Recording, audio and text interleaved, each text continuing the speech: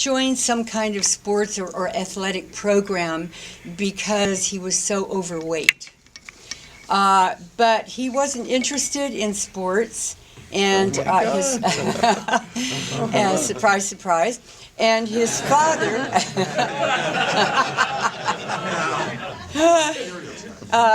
Dale's father, who was a Baptist minister, and his mother, who was a school teacher, said that they would like to enroll him in dance class. He reluctantly decided to go ahead with that. And just to give you a little, I think it was reluctantly. Pardon? The light from the projector is hitting you. You can step to the side of the screen. It's hitting me. So Is it? Oh. This way. That's perfect right there. Yeah. Oh my God, I can't see you. Something I'm still working with my therapist on. Good. No, but seriously, I really have been able to reframe all of that. Even my past divorce, which was honestly more painful than all the rest of that combined, into a success for myself because of, the experiences gained from it. We don't lose anything, we gain the experience of having gone through that.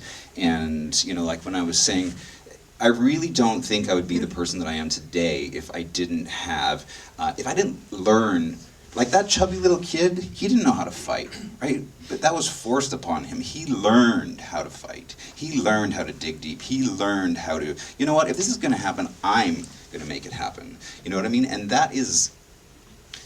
it's something that you sometimes have to go through certain experiences in order to get that fire in your belly. And it's not something I see in everybody. I see a lot of people who have had a really good life, but they don't always have that same fire, that drive, in order to create something great for themselves. What do you think would have happened if your parents hadn't taken you to that dance class? Well, just to be clear, because your introduction was a little bit wrong. What? The doctor insisted that I... That's what you wrote.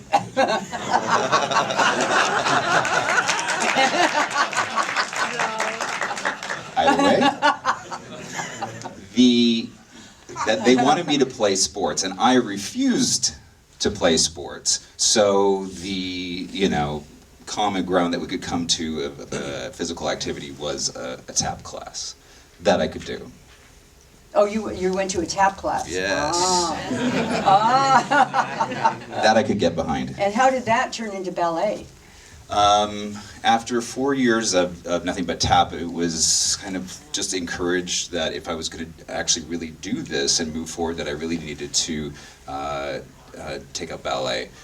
So you decided you wanted to do ballet and... Yeah, because there's no real professional tap dancers out. I mean, there are, but they're really rare, and they're usually people who are more in the chorus of a Broadway show and things like that. Mm-hmm. It's, if I was going to see myself doing that professionally, I saw myself as a professional ballet dancer before I could see myself as a professional tap dancer. Mm-hmm. Yeah. And one thing that you mentioned, you said that you could no longer be with someone who struggled to be kind. That was your husband. Yeah, my ex. We got married way too soon, How soon was it? All in, it was 18 months from the time we met to the time that we were married. But, it was the whole package. It was, the big house. It was the 4 kids. It was, it was all of that I was in love with more than the actual person. And, it just ultimately came down to the fact that I couldn't be with somebody who struggled to be kind with even just the average salesperson in the store. And that was just a deal breaker for me. Mm-hmm. If you could change anything about yourself, Dale, what would it be? I wish I was more patient. I'm very high D, so I don't have, a lot of tolerance for people who like to chat. I noticed that when we went door knocking together. What are you talking about? Can you get to the point? Things like that. Yeah. So if there's one thing I would like to change about myself, and I'm working on it, I am trying to be more tolerant, more patient, more loving and kind.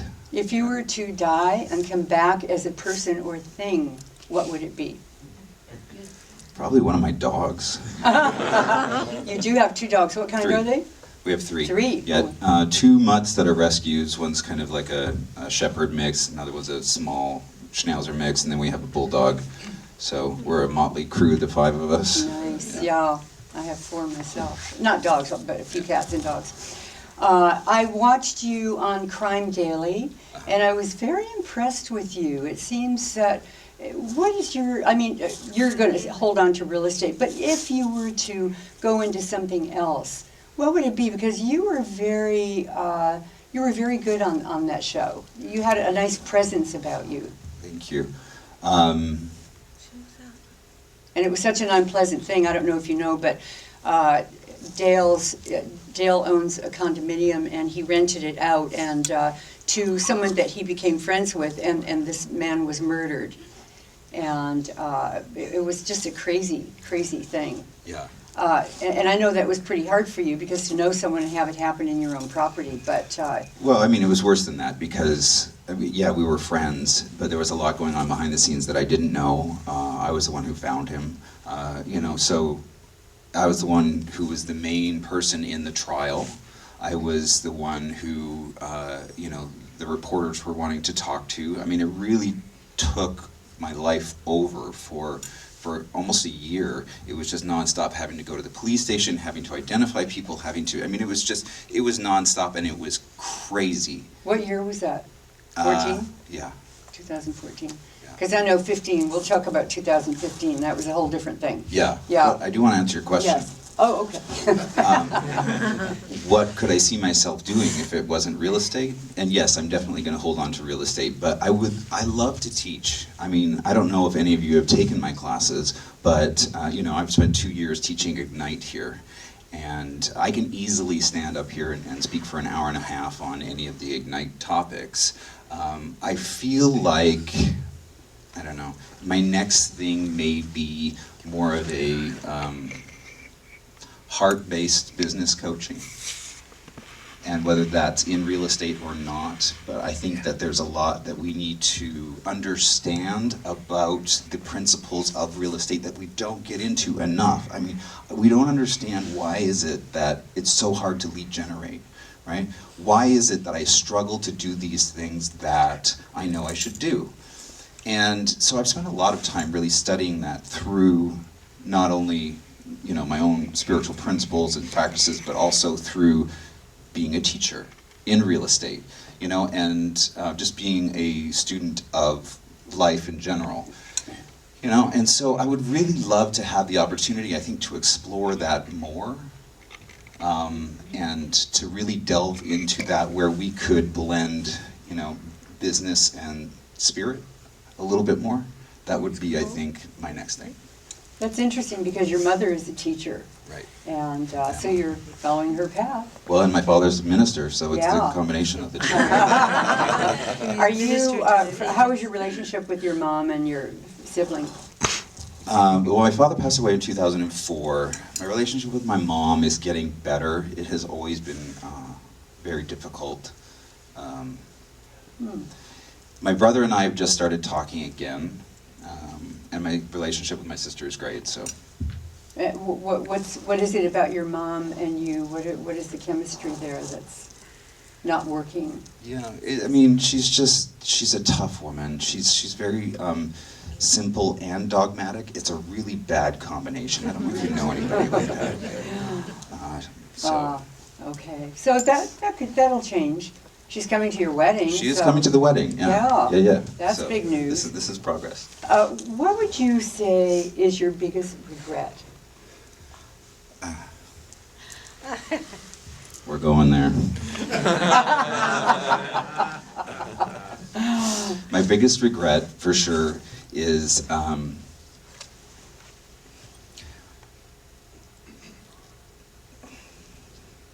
leaving my kids when I got divorced. But that couldn't be helped. No, I don't think I'll ever get over it. Really? Oh my God. How long were you married? 6 years. Oh. How old were they when you were first married? The youngest one was 6 and the oldest one was 15. Wow. And you're not in touch anymore? No. That's tough. Oh, that's tough. Sorry to hear that. Do you have any tattoos? No, why do you ask? Just wondering, I always ask everybody. People get upset when I don't ask.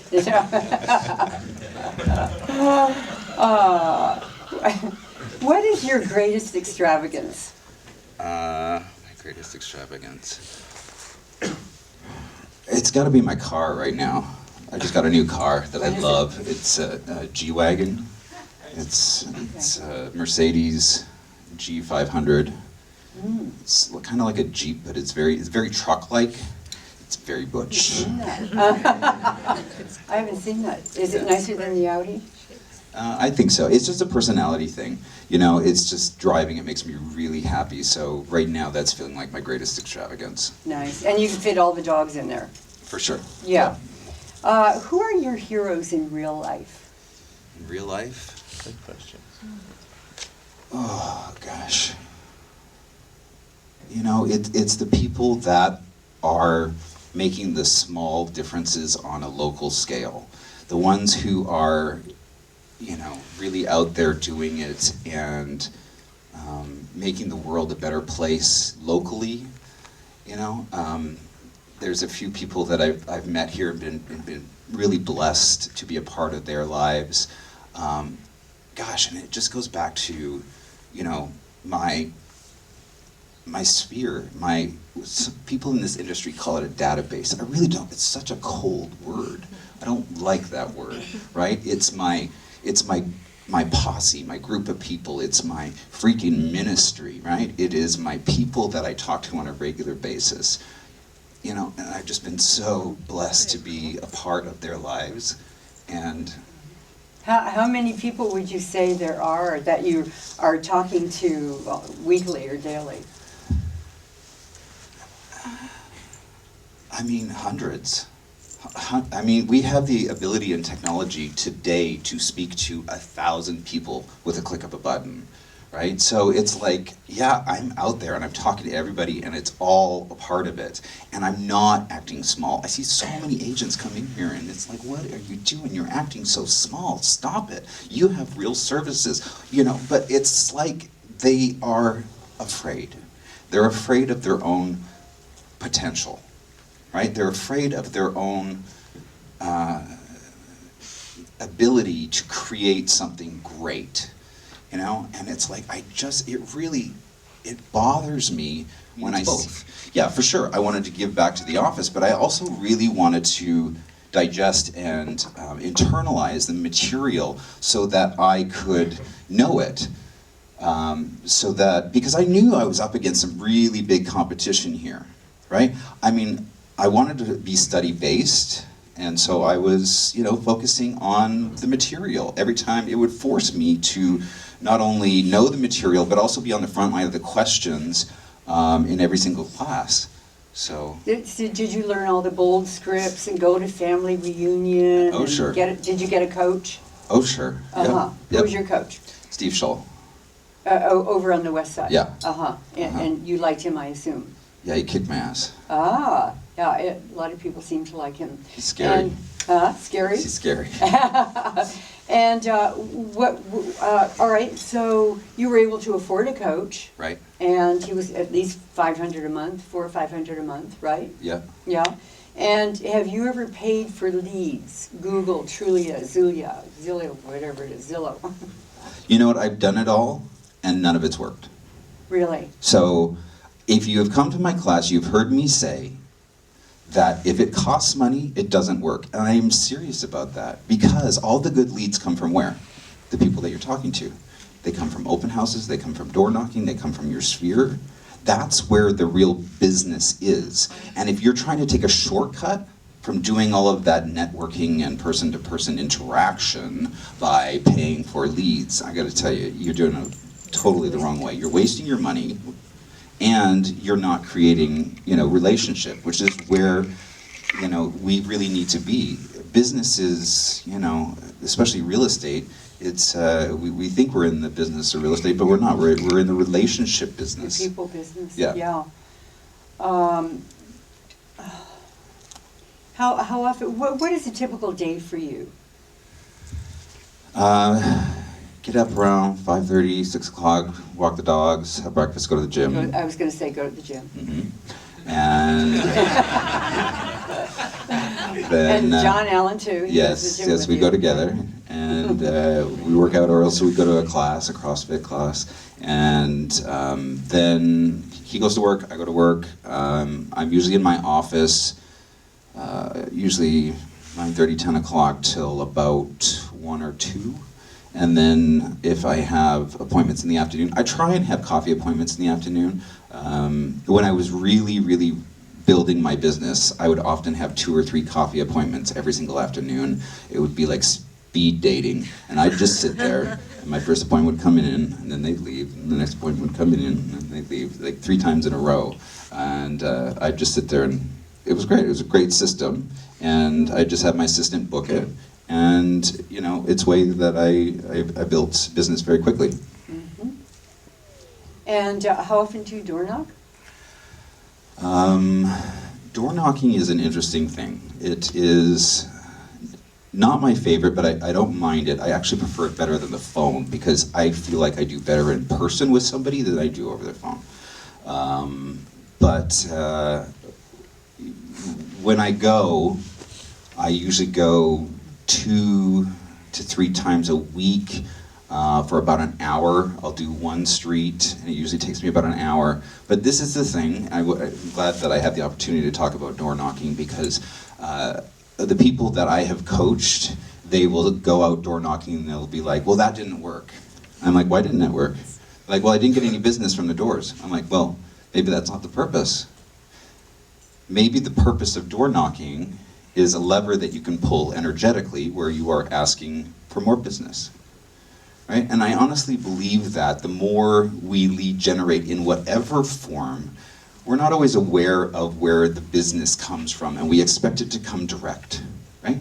But it's all interconnected, and sometimes when you pull that lever of door knocking, suddenly the phone starts ringing, or suddenly you just randomly run into people, and it's, I know I'm going a little off grid here, but I honestly feel like if you understood that a little bit more, you wouldn't be quite so demanding of results, right? That results be in a specific way and look a certain way, right? Because they don't. If you go door knocking, I guarantee, regardless of how much business you get from the door, you will get more business. It's just kind of like a universal law, right? You're asking the universe for more business in a very real and powerful way.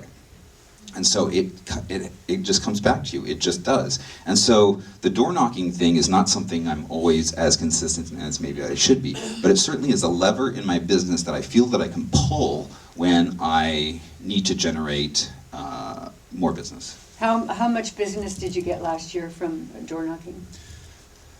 Probably about 1/3 of my business was from door knocking. So how many listings is that? Gosh, probably 4 or 5. Mm-hmm. Yeah. And you go to all areas? I go to one specific area. My area, where I live? I'm not telling you where. I know where it is. Yeah, it's always funny when I knock on other agents' doors and they're home in the middle of the day. Working, and I always think he knows I live here. What the hell is he knocking at my door for? Are you looking for me to sell my house? Yes, I am. Oh dear. I'm kind of, I don't know, does anyone have any important questions out there that they would like to ask? Oh, lots. Sam? Yeah, I felt like that your business, there was a shift that it took off quite, it expanded, and I'd like to know what you did in that period where it went from a certain level to sort of the next level. Please. High accountability coaching, where I had to report in front of a couple dozen top agents my numbers from the day before on a daily basis, every single day. What were your numbers? And the expectation was that everybody in the group was going to be doing 25. So that just amount of lead generating and creating business certainly it's what you're talking about. Yeah. In the back there. Yeah. How dressed up should you be when you door knock? You know, I mean, what kind of clothes should you wear that are good, you know? Yeah. I mean, I will pretty much go like this. This is the other thing, is I've really changed the way that I even dress in real estate. I'm glad that you brought that up. But first of all, be comfortable.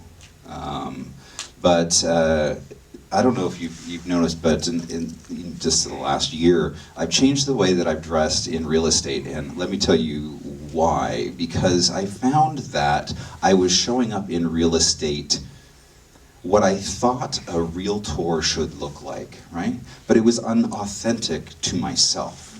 So every day I felt like I had less power because I was showing up essentially as a lie, right? And when I started to dress like Dale, who is also a realtor, right? I mean, I'm never unprofessional, but let me give you an example. I went to a breakfast the other day, a business breakfast. Every single man in there was dressed in a dark suit. And I was in, this white shirt with blue and red, like, all over it, right? And it's like, I stood out like a sore thumb, and I thought, this is amazing, right? I get to be not only true to myself, but I get to be another option in the marketplace. I don't have to do this gig, right? How other people are expecting me to do. I don't have to show up like your atypical realtor. I get to find my people who I get to talk to from a very much more authentic way, because I'm now showing up as me, who also does real estate, rather than, oh, this is what a realtor looks like, this is how I should dress, right? And it just wasn't true for me. So I feel so much better and more powerful in my own business because I put that first. Stephen Aaron. Yes. Hi, Dale. Hi. You mentioned your target market. Yeah. Would you be willing to talk about, you said, I know what my target market is. Right. Who is that, or what does that look like for you? Yeah, I mean, it's people like me. It's, West Hollywood, gay couples, it's their, 35 to retirement age. It's, and again, like my Facebook posts and everything really reflects speaking to those people, to, that group. And again, I've had some people complain that, my Facebook posts are too racy, or they're too this, or they're too that, and I'm like, oh, it's not really for you, I don't care, because again, I'm trying to, in all ways, show up as authentically as I can, and if that doesn't work for you, that's great. That's great. Do you have a Facebook business page? No. No. I was going to say, before this gentleman brought up about dressing, and then you used the word authentic, that I wanted to tell you that what I get from your posts, and I do follow you very closely, is authenticity. Mm-hmm. I mean, that's clearly what I get from you, is that you're who you are, and you're comfortable in your own skin, and you put that out there. Yeah, I just try to lead with me. I don't try to lead with, I'm a realtor. I try to lead with me, and I just try to be as, genuine, authentic, all of that first and foremost. I really try and be, dare I say, somewhat even vulnerable. I mean, that picture of me at 10 years old, like, who wants to see that? Like, that's really embarrassing, But I'm willing to put it out there because this is the other thing. Like, where we are the most outside the box, right? That is your greatest strength, right? That's where your people are, right? That's where you need to be where you need to be looking to find your, what do they call it? let's do my, what makes you unique, you know, my, what's that elevator pitch? Value proposition. Thank you. Oh. That's where your value proposition lies, okay? Where is my value proposition? When they ask you to do that in Bold or Ignite or whatever, go to that place first. Where am I the most outside the box? Because that not only is... Joan Fabrics the other day, imagine. And there was this little 18-year-old guy, and he looked super nervous. And he was looking at the quilting stuff very nervously. And I was like, oh gosh, well I should go over and show him, you know, ask him if he has any questions, maybe I can help him out. And as soon as he saw me coming towards him, he took off. He was so scared, right? And I was like, oh my God, how many times has that been me? Oh, and You know? speaking of quilting, Uh-huh, did you bring any quilts with you? I did. You did? Uh-huh. What a shock! Really? Are they under your shirt? No, they're over there. Oh. All right. Who would like to see a little sample of Dale's? Do you want to get them? Can we get 2 How volunteers? heavy are they? They're not heavy. They're not.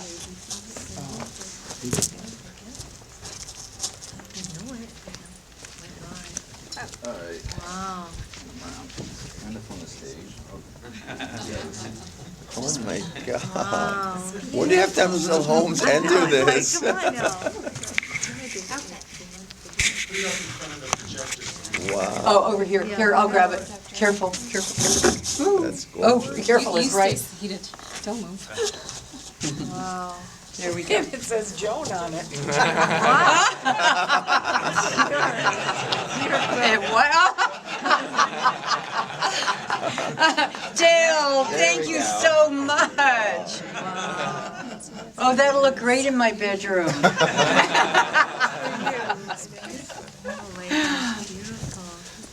Oh, Ah, Canadian. Oh my God, Canadian, yeah. gorgeous. Yeah. Beautiful, beautiful, wow. How do you do that? That's amazing. Now, Well, you do have a Facebook page for your quilts. I do have a Facebook page for my quilts, but not my real estate. Isn't that fun? Put it on there. When did you start doing the quilts?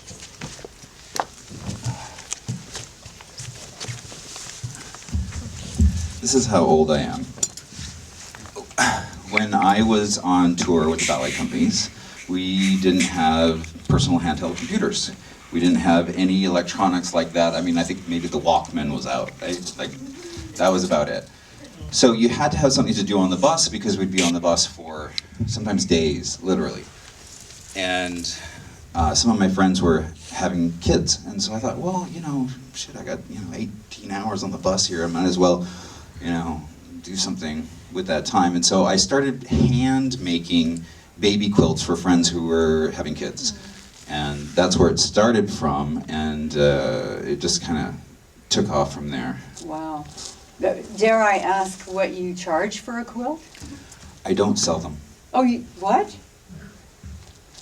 No, the numbers don't work because There's no way. people don't understand that Wow. I will put 3 to 6 months of work into a project, and they see, what they. And by the way, if you ever talking to a quilter, if you call it a blanket, it is a huge insult. You do not charge. Wow. I stopped trying to make it a business. It is purely an art for me. And so I will make them, I will give them away, but I will not accept money for them. And most of them just end up in a bin, to be perfectly honest with you. And I hope to maybe do a show someday or whatever, but... Oh, so you make them and you keep a lot of them. You give a few away and you keep right, a lot. that's Yeah. right. Very cool. Do you have any other questions?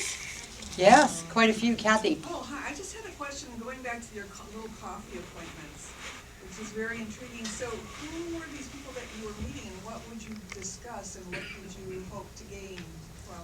Most of them were business-to-business connections, right? So, did they want to be on my preferred vendors list? Great, what can you do for me? It was just that exchange and dialogue of me trying to promote them in exchange for, you know, them thinking of me first whenever they come across somebody who was looking to buy or sell. Now, Yeah. for someone that doesn't like small talk, how do you push past that to? That's why they call it a job. Is that Jody over there? Yeah. Hi, Jody. Hi, hi Dale. Hi. I was wondering what you use to track your lead generation, whether it be door knocking or phone calls. Do you write it down? Do you use a program? I just am so old school. It's like just an Excel spreadsheet, and I have you know, my numbers of what I'm expected to do versus what I actually do, and then I just have a spreadsheet for hot leads, warm leads, cold leads. Where do you keep all of your contacts? Top producer, or do you? You know, I do have Top Producer, which I use somewhat mostly for marketing, but I actually just use my Apple address book mostly. And you use Top Producer for marketing? You mean newsletters? Just mass emails more than anything. Mass emails. Yeah. What do you email? This is the other thing, is like when I'm trying to lead generate and reach out and touch people, I'm thinking about like, what can I give to these people that will better their lives? And so often it's, you know, either a coupon I found online, or it is a PDF of a book, right, that I found that's really great, you know, and I'll just send it out to all the business people because, you know, it's about business or something like that. So I try and send something. Mm-hmm. Clever. Another, hi. Hi, Dale. You said that you don't like to hear when agents are not thinking big about their business. Right. So how are you thinking big about your business, and what are maybe some of your big goals that you want to accomplish in this business? It's funny because one of my biggest goals is not to have a big business. If that makes any sense. But you know, in Vegas I had a big business, and very quickly I was in management and no longer in sales, right? And so I don't want to go back to that, because there's kind of a breaking point between having a big business and actually making more money, because the bigger the business you have, the higher your overhead is as well, right? So you gotta really find that sweet spot for you, and for me, I've just found it's me, an assistant, a transaction coordinator, and a good escrow officer, right? If you have those things, you got everything, and your overhead can be super low. Like I pay $300 for my office and $200 for E&O insurance, and that's it. Like that's my overhead. When I was in Vegas, sure I had a team of 20, but my rent was $10,000 a month. Right? So you gotta like balance that out, because I feel like I'm getting much more ahead now than I was in Vegas, where I was just building a big business for the sake of building a big business, whereas now, I mean, everything I make pretty much comes back to me. And you pay taxes on all that. Everything's a write-off. Yes, I pay my Right? taxes. If you had an assistant, it'd be a write-off. That's true, that's Yeah. true. Yeah. Yeah. So, oh, hands are up. Yeah, hi. I'm Renee, and I joined the company last October. And Dale, first of all, I want to thank you for sharing today. Appreciate it from the bottom of my heart. But last year, you were the first class I took, and I was so impressed, first of all, with his body. Like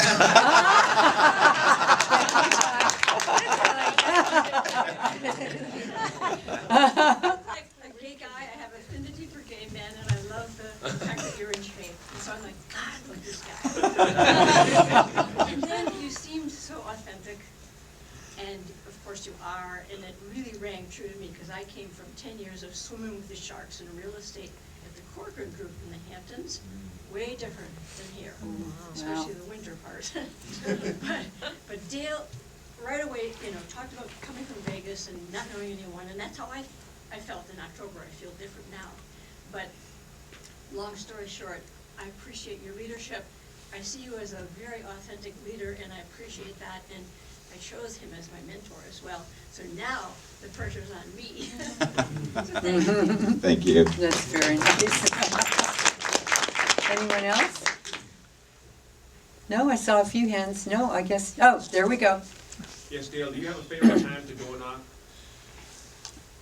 You know, I prefer going in the mornings just because my resolve to go and do something that's maybe not so fun is stronger in the mornings than it is in the afternoons. I just know that. It's true for, I think, for most people, but you know, there's no better or worse time. Just go and don't overthink it. So I just know for myself it's mornings, and I meet who I meet who I'm supposed to meet, and I just What script do believe you that. use? Hi, how are you? You want to sell your home? No, really, I'm not super scripted, and especially when I call my contacts and connections. Well, that's not entirely true. The one script I will give you that I use a lot, that is been very successful for me, is just I'll call them and I say, you know what? I actually just saw your name in my address book, and I just thought of you, and I just wanted to reach out and say hi, and I hope you're doing okay. Oh, I like that. That's nice and easy. Yeah, and it's just, you know, I just saw your name, I thought I'd give you a call, see how you're doing. Yeah. You know? Because it can be awkward. You don't know what to say. Lead generating can be awkward if you are trying to get something from the other person. It's not awkward at all if you're trying to give something to that person. If you're trying to give them a compliment, if you're trying to, you know, whatever it is, hey, I just found a PDF of this amazing book, would you like a copy of it? You know, if you are calling them to, again, be, you know, heart-based, because that's the thing. Real estate is really tough because it's essentially ego-based. Everybody's trying to get, what can I get, right? Nobody's in here going, what can I give, right? And so if we're gonna be in real estate and have the opportunity for that to exist at all, guess what, guys, that's on us, right? Because your clients, the buyers and the sellers, they're in it to see what they can get, not what they can give. You're the only opportunity for love to show up in a real estate transaction at all, right? Understand that your clients are coming from that place, right? They're consciously asleep, they're in their egos, right? And they're not coming from contribution or love, right? So if you have the opportunity to breathe that into a transaction, you will stand out, and you, other than to stay in touch, right? And then to ask them how they're doing. Oh, this is the other thing. This is what I do, is after I ask them, you know, how they're doing, I ask them, how's their business? Right? And I said, what is it about your business that you really enjoy? And they'll tell me, and I'm like, well, where is it in your business that you're really struggling? Because I know a lot of people, maybe I can help you. And so they'll tell me, well, you know what, I actually really need help with online marketing. I'm like, great, I know somebody who's really great at that. Would you like to meet them? Yeah, and then I put them together. And it's like, whenever I go somewhere, I feel like it's my job to, because the greatest thing you can do for another human being is introduce them to somebody who will change their lives. Right? And so if you're out there constantly doing that and making connections and, you know, putting people together who need to be talking, you will change their lives and you will forever be a part of theirs. Very nice. That's very inspiring. I think I'll go home and cold call. Oh, yes. Well, we all enjoyed this so much, Dale. And as a matter of fact, you know, because of El Nino coming up, I thought that I usually have a cart full of these because I give them away to the homeless people. So I'm sorry, it's only $1.99 umbrella, but you can have it. I appreciate it. Thank you so much. And, you know, you'll have something. That's wonderful. Thank you. For the rain. Thank you so much. And of course, this is a little awkward. I mean, I don't know if this is appropriate or not. Let's see if I have it in my, because it's the year of the monkey, I thought I would give you a banana. Perfect. Thank How's you. that? And my bottle of water. Thank you. Oh, and your bottle of water, yes. Thank you so much, everybody, for coming. Thank you. And thank you, Dale. You were fabulous. You were fabulous. Thank you so much.